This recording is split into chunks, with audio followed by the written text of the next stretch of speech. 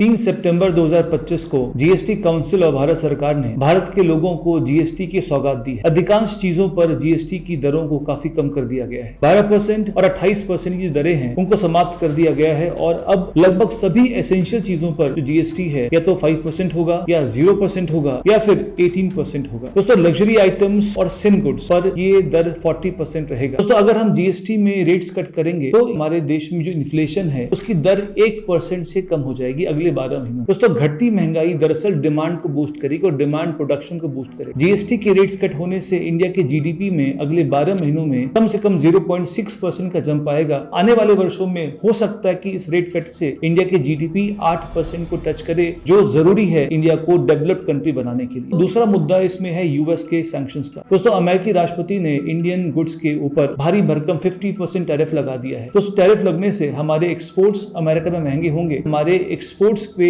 कटौती आएगी और हमारे जीडीपी में 0.6% की कटौती आ सकती है। यूएस सैंक्शन से हमारे जीडीपी में जितनी भी कटौती आएगी उस कटौती को काउंटर कौन करेगा? वो है जीएसटी रेट कट। तो जितना यूएस का टैरिफ हमारे जीडीपी को गिराएगा उसको हम जीएसटी की रेट कट करके उससे डिमांड बढ़ाकर, उससे प्रोडक्शन बढ़ाकर काउंटर कर सकते हैं।